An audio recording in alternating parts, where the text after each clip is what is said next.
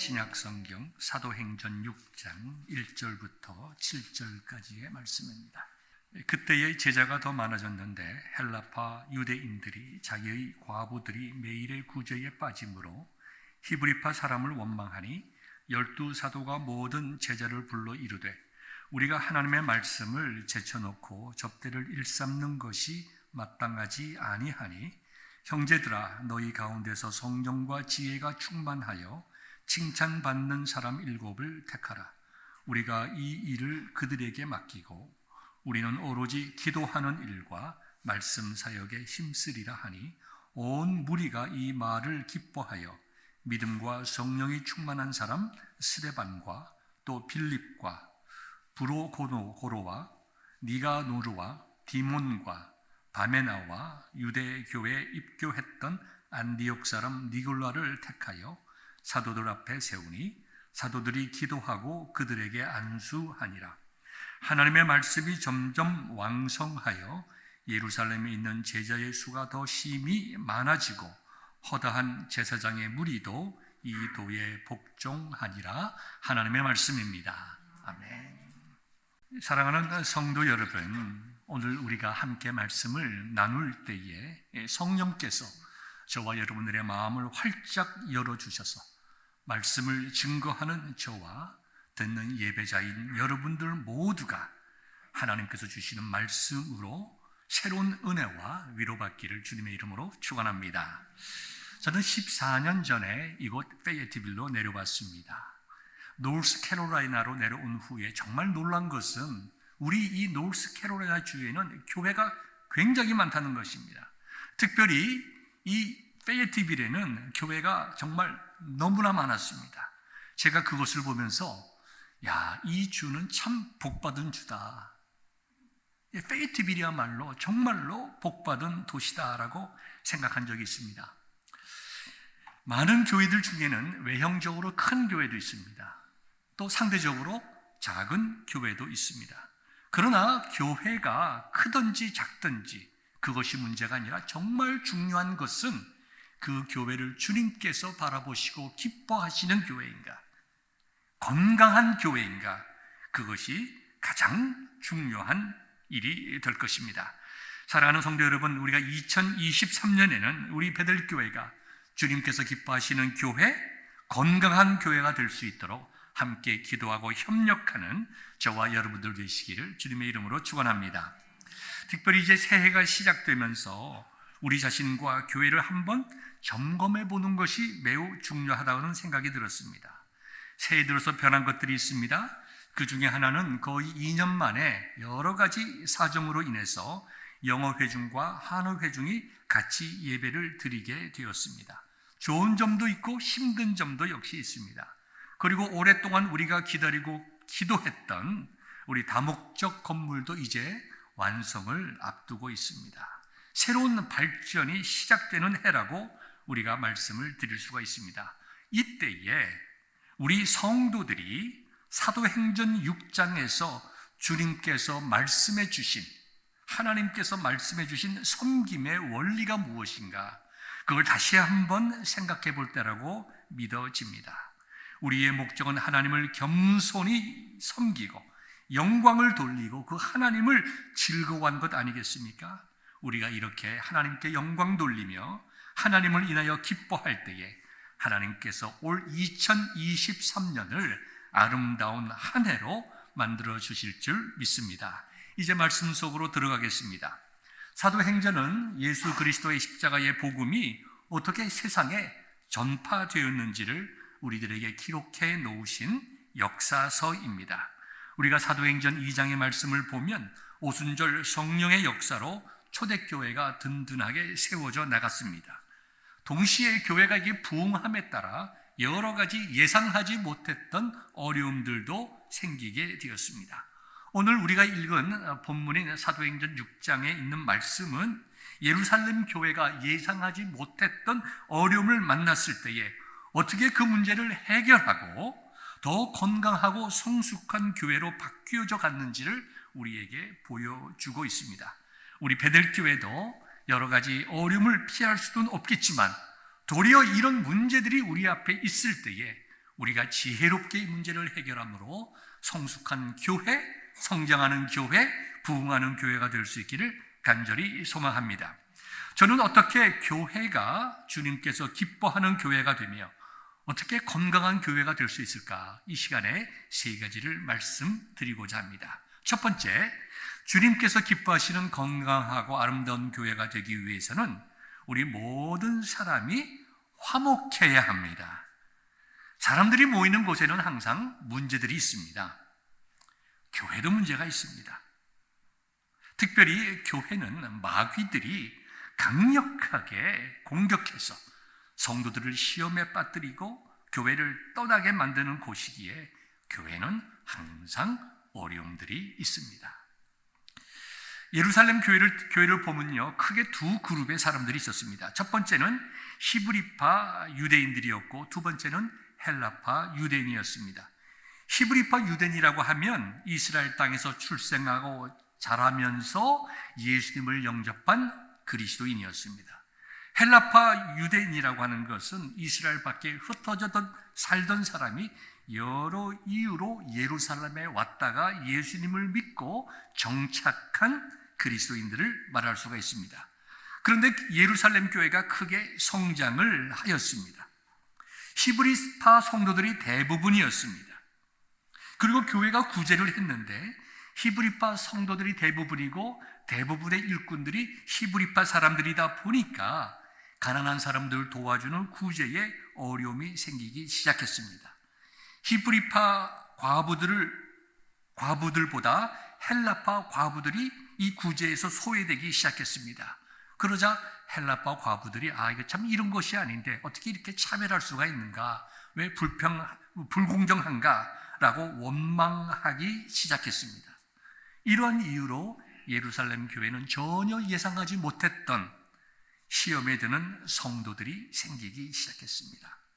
교회 안에 이런 일들이 생기지 않으면 제일 좋겠지만 말씀드린 대로 교회 안에 이런 예상하지 못했던 일이 있다 하더라도 이것을 지혜롭게 잘 극복하면 도리어 비온 후에 땅이 굳어지듯이 교회는 건강하게 성장하는 모멘텀을 만들어 갈 수가 있습니다.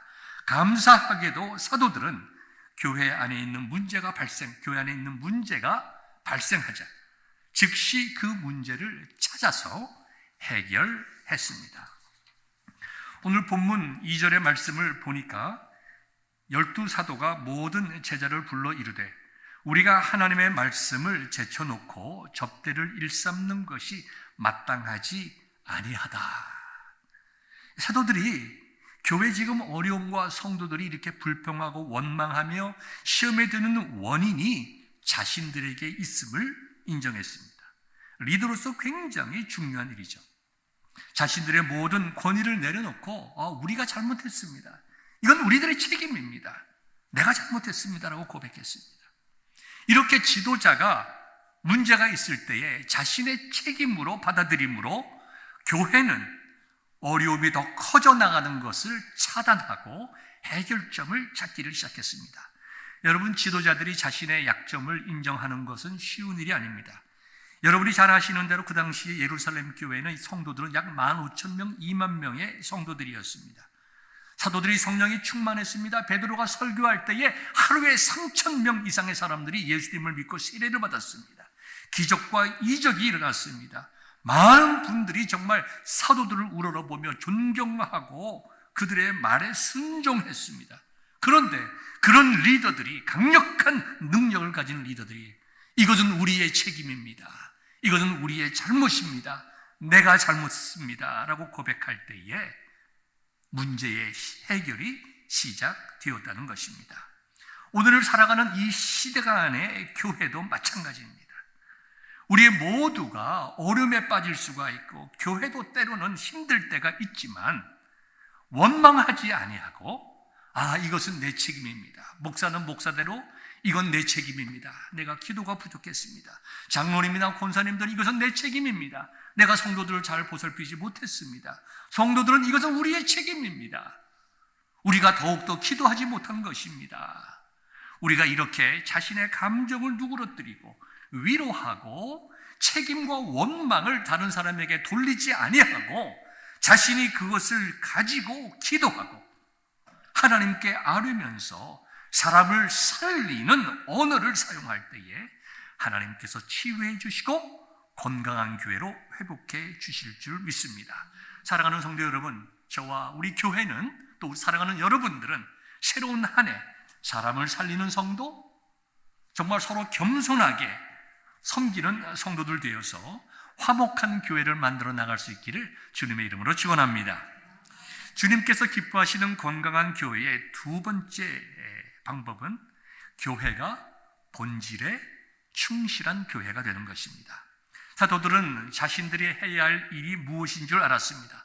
사도로서 제일 먼저 우선적으로 해야 할 일이 무엇인지 깨닫고 그것을 위하여 다른 모든 일들을 내려놓았습니다. 그뿐만 아닙니다. 사도들은 그렇게 하기 위한 구체적인 방법도 성도들에게 제시를 했습니다. 여러분, 본문 3절과 4절을 보면 이렇게 기록되어 있습니다.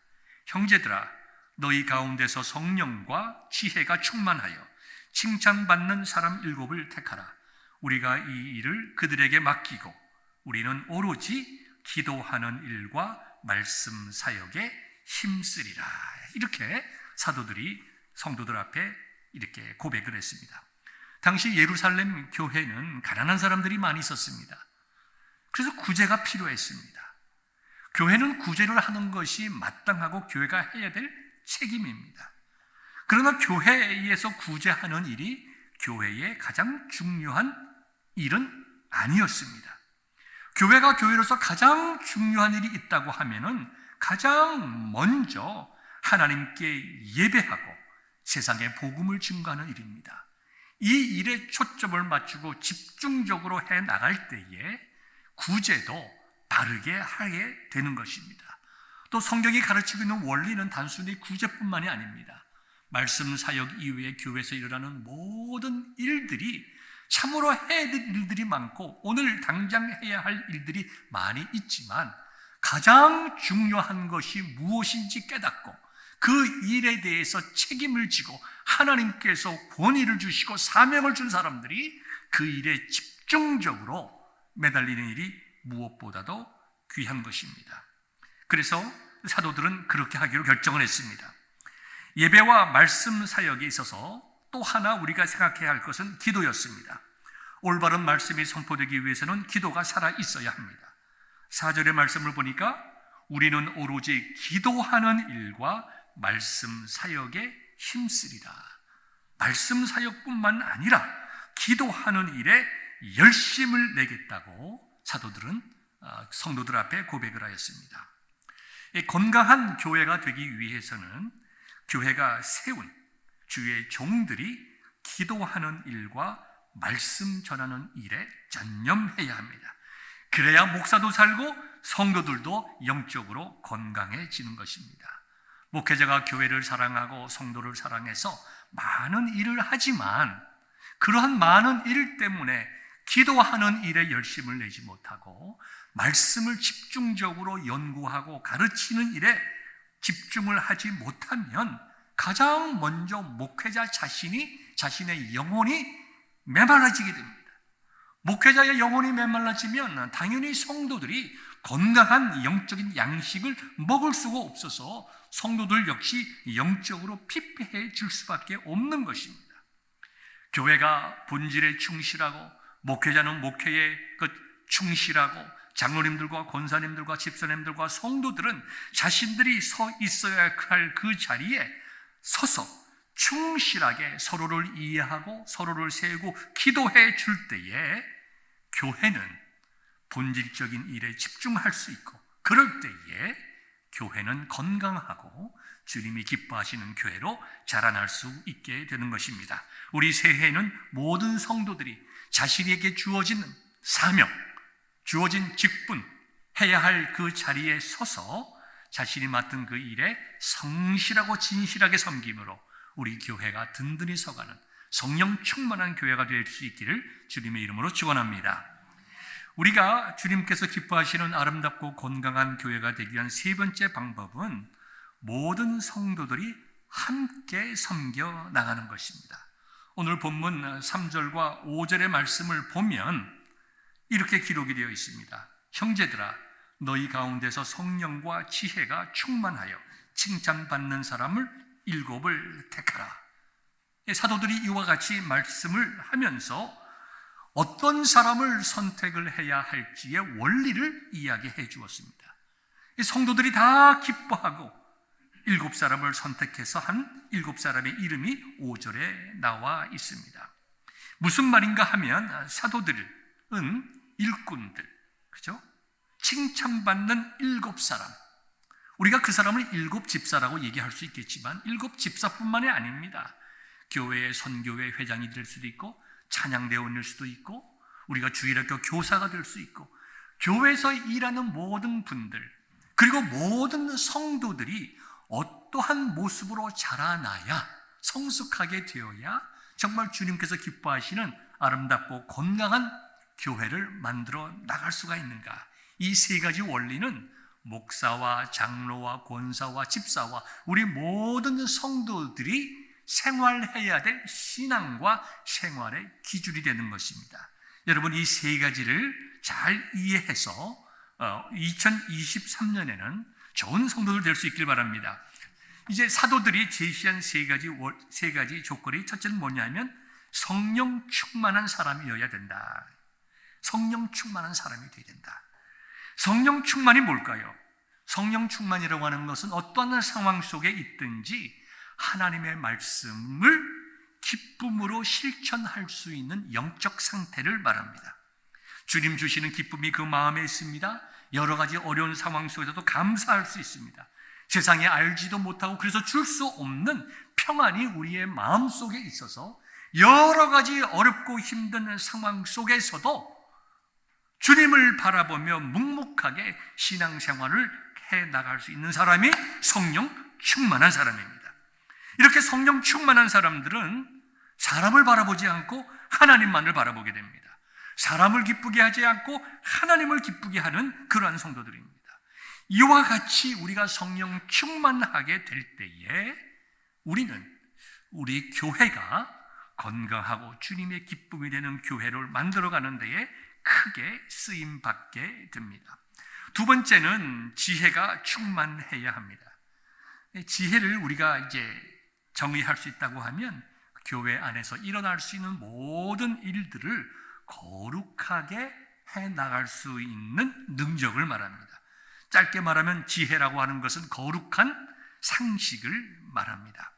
우리가 말씀도 잘 알아야 되고 기도도 열심히 해야 되고 봉사도 열심히 해야 되지만 그 모든 말씀과 기도와 봉사와 섬김이 나의 지식과 힘이 아니라 우리 속에 있는 그리스도의 마음에서 우러나오는 섬김이 될 수 있을 때에 그것이 지혜가 되는 것입니다.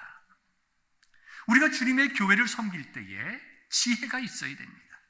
그래서 우리가 가지고 있는 은사와 지식이 열매 맺게 되어야 됩니다. 지혜로운 자들은 하나님을 높이며 성도를 높이고 하나님과 성도들을 높이고 사랑하기 위하여 자신을 낮출 줄 아는 자가 지혜로운 자입니다. 이러한 지혜로운 자들이 자신에게 주어진 여러 가지 은사와 지식을 사용하게 될 때에 열매를 맺고 교회를 바르게 섬기게 되고 그 교회가 성장하고 정말 하나님께서 기뻐하시는 교회가 되는 것입니다. 우리 모두가 지혜 있는 성도가 되어서 우리의 섬김 속에 주님이 기뻐하시는 많은 영적인 열매가 맺히는 한 해가 될 수 있기를 주님의 이름으로 축원합니다. 세 번째는요, 앞에서 말한 두 가지 지혜와 그 다음에 성령 충만의 결과인데요, 칭찬받는 성도가 되어야 한다는 것입니다. 누가 칭찬을 받을까요? 우리들의 교회 생활을 통해서 누가 칭찬을 받을까요? 아마도 말없이 조용히 믿음대로 살아가는 사람들이 칭찬받게 될 것입니다. 다른 사람을 배려하고 주님의 마음으로 섬겨나가고 자신을 드러내기보다 주님을 먼저 드러낼 수 있는 사람이 칭찬받는 지혜로운 성도가 될 수 있을 것입니다. 이렇게 우리가 다 부족하지만 하나님의 은혜로 한 해를 신앙생활 해나가면서 성령 충만하고 그 다음에 우리에게 지혜가 있고 그것을 우리의 삶 속에 적용시켜서 서로가 서로를 바라볼 때 위로가 되고 칭찬할 수 있고 서로 격려가 되게 될 때에 우리 교회가 어떻게 될까요? 그 7절에 나와 있습니다. 하나님의 말씀이 점점 왕성하여 예루살렘에 있는 제자의 수가 더 힘이 많아지고 허다한 제사장의 무리도 이 도에 복종하니라. 사도들의 말씀에 더욱 권위가 생기고 교회는 더욱 하나님의 은혜로 부흥하게 되고 모든 성도들은 성령 충만하고 지혜 충만하고 그 다음에 칭찬받는, 세상으로부터 칭찬받는 그와 같은 교회로 부흥하고 발전되어 우리 주님의 기쁨이 되는 건강한 교회가 되었다는 것입니다. 이제 말씀을 맺고자 합니다. 우리가 신앙생활을 하다 보면 지칠 때도 있고 정말 주저앉고 싶을 때도 있고 어려운 일을 만날 때가 있습니다.